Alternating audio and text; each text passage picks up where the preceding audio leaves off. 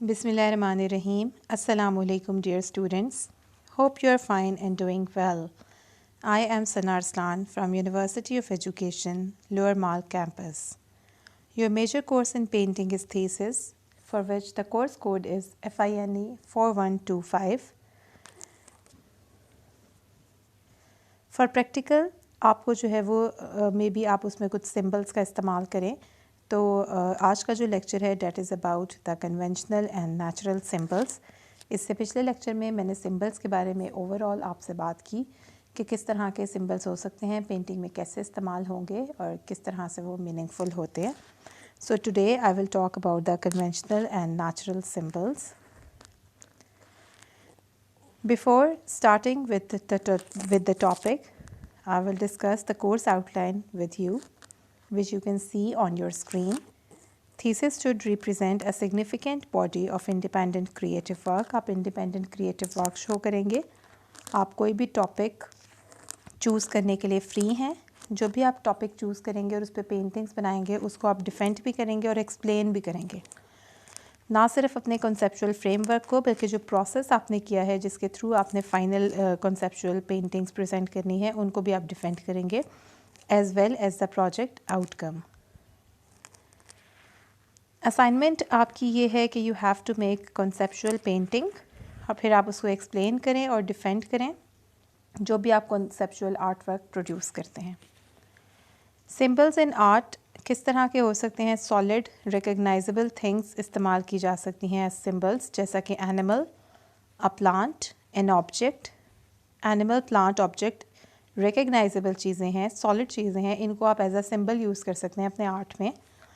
That stand for something that would be hard to show in a picture और a sculpture. Sometimes इस वजह से symbol इस्तेमाल किए जाते हैं कि हो सकता है कि कोई चीज़ जिसको वो रिप्रेजेंट कर रहे हो उसको बनाना मुश्किल हो या उसको शो करना मुश्किल हो, और ऐसा भी मुमकिन है कि जो आर्टिस्ट है वो चाहता हो कि एक डुअल मीनिंग प्रेजेंट करे, एक क्वेश्चन अराइज करे, एक हिडन मीनिंग प्रेजेंट करे सिंबल के ज़रिए, क्योंकि सिंबल्स जो है वो अट्रैक्ट करते हैं व्यूअर को और वो ज़्यादा बेहतर तरीके से जो आर्टिस्ट है उसकी सोच को रिप्रेजेंट कर सकते हैं। कन्वेंशनल एंड नेचुरल दो तरह के सिंबल्स हैं।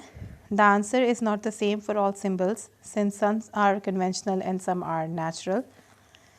कन्वेंशनल सिंबल्स कौन से हैं? जिस तरह से cross is a symbol of Christianity और ये एक कन्वेंशनल सिंबल है सफ़रिंग का, सफ़रिंग को रिप्रेजेंट करता है और बहुत से लोग जो है वो इसको सफ़रिंग को शो करने के लिए ही अडॉप्ट करते हैं इसको और एक्सेप्ट करते हैं क्रॉस को एज स्टैंडिंग फॉर सफ़रिंग। तो ये एक कन्वेंशनल सिंबल होगा, यानी लोग जो है वो उसके बारे में जो है वो उसको एज अ सफ़रिंग इस्तेमाल करना शुरू कर देते हैं, तो कन्वेंशन बन जाती है, कन्वेंशनल सिंबल कहेंगे इस तरह के सिंबल को। नेचुरल सिंबल क्या है?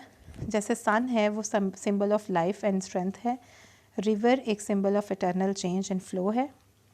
In these cases there was no convention as to what would stand for what. ऐसी सूरत में ऐसा नहीं है कि हमने उसका जो है वो हिस्टोरिकल बैकग्राउंड ऐसा नहीं है कि हमने उसकी कोई कन्वेंशन बना रखी है कि इस कौन सी चीज़ किसको शो करेगी, बल्कि यहाँ पर जो है वो symbolism is much the same in the tradition of all nations and civilisation. बल्कि यहाँ पर जो नेचुरल सिम्बल्स हैं वो तकरीबन हर नेशन और हर सिविलाइजेशन के लिए सिमिलर मीनिंग ही रखते हैं, जैसा कि sun, moon, river. Conventional and natural symbols. Various symbols have, to varying degrees, elements of both the conventional and the natural. जिस तरह से जैसे मुख्तलिफ सिम्बल्स जो हैं वो कन्वेंशनल भी हो सकते हैं और नेचुरल भी हो सकते हैं और उसमें दोनों चीज़ें भी इस्तेमाल हो सकती हैं। जैसा कि जो ईगल है on the standard of the United states of America symbolises strength, जिस तरह से ईगल जो है वो स्ट्रेंथ को भी शो करता है जो कि नेचुरल है because the eagle is strong, and conventional भी है क्योंकि ईगल ऑफिशियली अडॉप्ट किया गया है as a symbol of the United States. तो समटाइम्स कोई भी सिंबल जो है वो at the same time conventional and natural हो सकता है। जिस तरह से ईगल है तो वो स्ट्रेंथ को शो करता है क्योंकि वो स्ट्रॉन्ग होता है, तो ये एक नेचुरल सिंबल है, और कन्वेंशनल भी हो सकता है क्योंकि ईगल को ऑफिशियली अडॉप्ट किया गया है as the symbol of the United States. Conventional and natural symbols. When A is a symbol of B, there must be some relation, either natural or conventional, between the symbol and what is symbolized. तो कोई ना कोई connection जो चीज़ symbolize कर रही है और जिस चीज़ को सिम्बलाइज किया जा रहा है उन दोनों के बीच कोई ना कोई कनेक्शन मौजूद होता है। व्हेन द नेचुरल, जहाँ पर आप देखेंगे कि नेचुरल रिलेशन स्ट्रॉन्ग है, तो वहाँ पे कन्वेंशनल आपको मिनिमम नज़र आता है और समटाइम्स नहीं भी नज़र आता।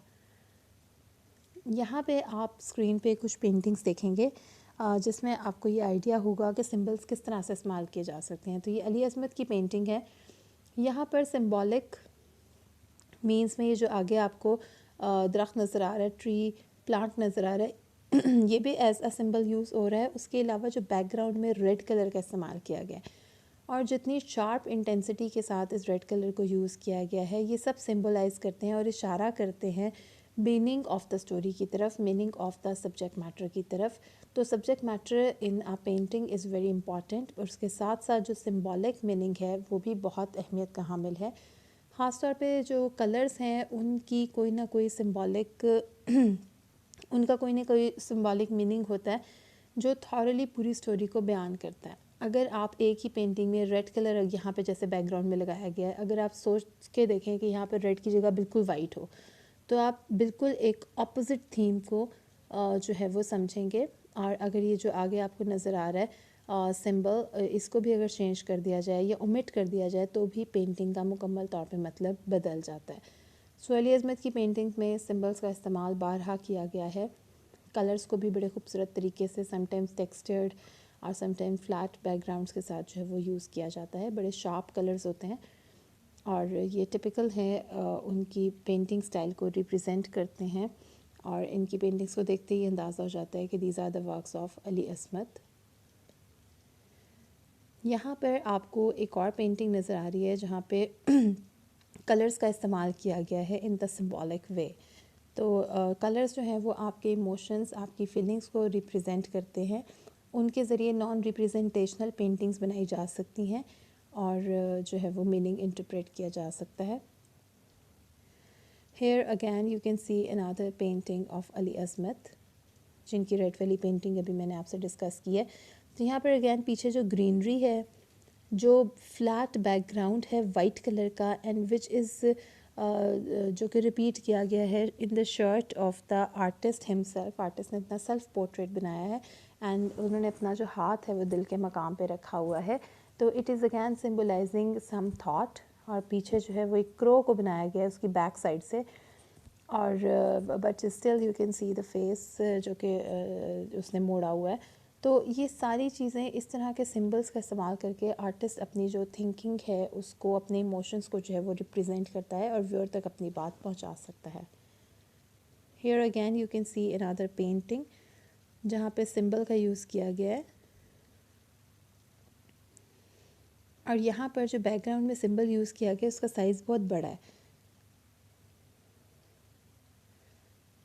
This is another work which is painted by Ali Azmat और यहाँ पर आपको कैक्टस नज़र आएगा। कैक्टस भी सिंबलाइज कर रहा है। आर्टिस्ट ने जो भी थीम रिप्रेजेंट करना है उसको दिखाने के लिए उसने कैक्टस का इस्तेमाल किया है और फीमेल फिगर जो है उसको बैक से दिखाया गया है। ठीक है, वो कैक्टस की तरफ देख रही हैं। अब कैक्टस के अंदर कांटे होते हैं, अब उसका जो है वो क्या रिलेशनशिप हो सकता है उस फिगर के साथ, उसमें एक इंटरप्रिटेशन है जो आर्टिस्ट की होगी कि उसने इसको किस वजह से बनाया है और सेकंड इंटरप्रिटेशन व्यूअर की है कि जब तक कि उसको थीम ना पता हो तो वो उसको कैसे इंटरप्रेट करेगा। तो आपकी जो भी आप सिंबल यूज़ करेंगे, मेक इट श्योर कि उसके साथ जो कलर्स हैं, जो भी सब्जेक्ट मैटर है, जो भी ऑब्जेक्ट आप यूज़ करें वो सब एक दूसरे के साथ इंटरलिंक्ड हो और किसी एक ही सब्जेक्ट मैटर की तरफ इशारा करते हों। Another painting, another beautiful painting of Ali Azmat. यहाँ पे अगैन आप रेड कलर को देखेंगे कितना वाइब्रेंट रेड कलर यूज़ किया गया है और फिर भी इतनी बैलेंस्ड कॉम्पोजिशन है कि बहुत अट्रैक्टिव लगती है। एंड टू गर्ल्स दिखाई गई हैं which seems to be the common girls और ऊपर again some greenery which is shown as some symbol. और जो अच्छा जो ट्रीटमेंट है that is also very beautiful. जो बालों को जिस तरह से राउंड करके जूड़े की शक्ल में लपेटा गया है और जो फ्लोरल डिज़ाइंस हैं ड्रेस के ऊपर, जो ज्योमेट्रिकल पैटर्न्स हैं, वो सब कुछ बहुत डिटेल में बनाए गए हैं। और उसके साथ जो बैकग्राउंड है, flat background with red colour, उसके साथ shadow, these all of the things add to the beauty of the painting. और उसके साथ साथ एक सिंबॉलिक रिप्रेजेंटेशन कलर के थ्रू भी हो रही है और ऊपर जो ग्रीन पार्ट नज़र आ रहा है उसके थ्रू भी हो रही है। So if you want to know more about symbols, आप इसमें से ये जो सामने आपको नज़र आ रही है, जो सामने आपको लिंक नज़र आ रहा है, आप उससे हेल्प ले सकते हैं। So this is the end of today's lecture. I hope कि आपको जो है वो जो कन्वेंशनल एंड नेचुरल सिम्बल्स हैं उनके बारे में आगाही हो गई होगी और आप इन सिम्बल्स को अपने वर्क्स में यूज़ करेंगे। So just keep working and best of luck. If there is any question, so you can ask me. God bless you. Assalamu alaikum.